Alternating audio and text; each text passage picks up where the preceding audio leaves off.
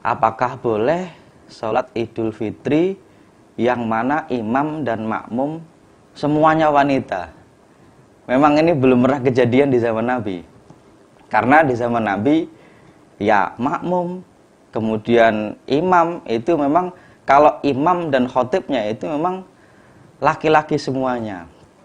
Nah, hanya saja unik ya, ini ada ada imam makmum kok ternyata wanita. Itu boleh atau tidak? Karena belum kejadian, dan memang ini para ulama juga berbeda pendapat. Kenapa? Karena apakah ada syarat khotib itu harus laki-laki? Nah, ini nih memang nanti jadi pertanyaan. Kenapa? Karena kalau Jumatan, ini nih memang para ulama nanti biasanya menyamakan khutbah Idul Fitri itu dengan Jumatan. Kalau Jumatan jelas bahwasanya makmum, imam itu semuanya laki-laki, walaupun perempuan boleh ikut Jumatan. Tetapi kalau sholat Id memang perempuan itu disunahkan untuk ikut, walaupun perempuan itu juga kadang-kadang haid juga, itu disuruh untuk mendengarkan ceramahnya. Nah, di sini nih kalau lazimnya memang para ulama tidak pernah melakukannya gitu. Tapi kalau ditanya boleh atau tidak, kembali lagi kepada sebenarnya ketika sholat Id itu tidak hanya cuma sholatnya saja. Kalau sholatnya saja saya kira tidak bermasalah. Kenapa? Karena syarat imam itu tidak harus ada laki-laki. Hanya saja khutbahnya ini, apakah ada perempuan kok berkhutbah? Kalau di dalam sholat Jumat tidak ada dan tidak sah. Tetapi kalau sholat Id ini masih jadi sesuatu yang diperdebatkan. Tapi kalau ditanya bagusnya bagaimana, tetapnya bagusnya adalah ikut jamaah kaum muslimin. Kenapa? Karena perempuan semua itu kok bisa melaksanakan itu dalam rangka apa? Tetap bagusnya adalah ikut jamaah kaum muslimin. Kalaupun dia haid pun itu boleh ikut, tetapi tidak ikut sholatnya, tetapi tetap mendengarkan khutbah, tetap mendengarkan ceramah. Dan para ulama biasanya menyiapkan antara khutbah Jumat dengan khutbah sholat Id itu sama. Perempuan khutbah boleh, tapi bukan khutbah Id. Khutbah aja, khutbah. Ceramah boleh. Mau khutbah aja, ceramah, ngajar boleh, tapi khutbah Id ada aturannya. Ya, syaratnya khutbahnya adalah kaum laki-laki dan sebagainya. Ini bukan diskriminasi, aturan ibadah. Nanti nuntut, wah istrinya mau jadi imam, maka dari dulu saya jadi makmum terus, mau jadi imam deh, aneh-aneh. Nggak ada, sudah jelas, kesepakatan ulama. Jadi kalau ya maklumlah yang kalau di kalangan orang yang mengerti ilmu ini sudah nggak mempermasalahkan dan biasa saja. Baik, jadi bukan termasuk ulama wanita. Ulama wanita ya banyak ulama wanita sama. Sebab kadang-kadang orang yang aneh-aneh itu merasa ini kan kita juga bisa jadi ulama wanita. Masa saya tidak bisa khutbah Id? Saya alim, saya lebih pintar daripada yang khutbah. Oh, ini ada, sudah.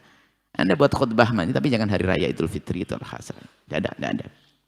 Kemudian juga pernah dengar kita jangan berita sih aneh. Ada suatu kita kan dengar namanya siapa itu namanya di negeri mana itu perempuan sholat Jumat jadi imam dan sebagainya.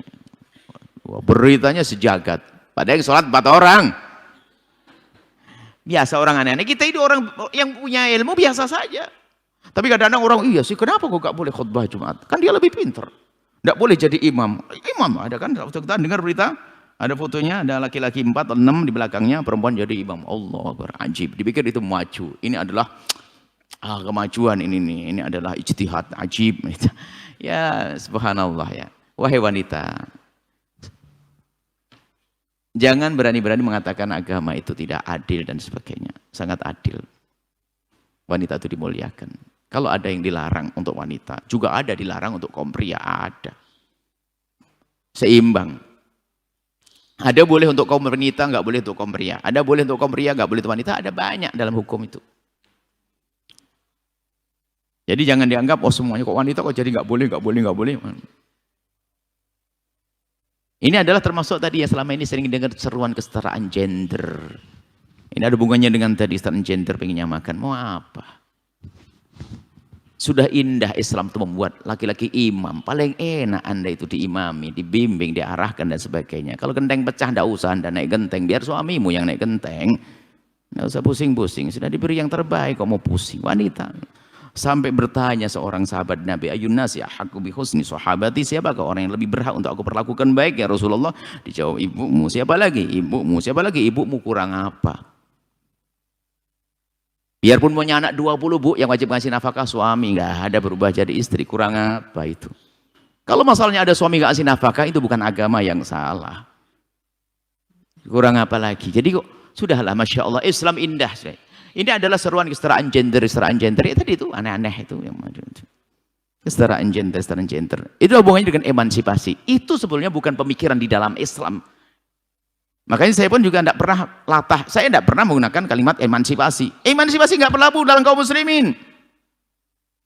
Itu di negeri kafir di Eropa, di mana itu adalah karena wanita direndahkan, mereka punya tuntutan agar disamakan dengan kaum pria. Perlu kesetaraan gender. Ya kita ini wanita sudah sangat mulia. Mau nikah aja nggak boleh sendirian, didampingi pakai wali, biar nggak salah. Waduh, hebat. Mau pergi, hei perempuan mau pergi, hei awas hati-hati, suami membiarkan kau pergi sendirian, dosa, abangmu dosa. Enak, dijaga. Cuman si lemah pikiran, wah di mana-mana dikawal kayak penjahat saja. Lah ini salah paham ente. Siapa sih istri yang nggak seneng suaminya nempel? Istri sakit, istri stres. Siapa lagi seorang istri, seorang adik nggak mau didampingi abangnya, adik sakit. Islam tuh indah, sudahlah. Pokoknya jangan main-main dengan Islam. Saya paham pemikiran itu pemikiran konyol itu. Baik, semoga Allah mengampuni. Mereka juga umat Islam kadang memberikan hidayah pada kita semua. Alam besar.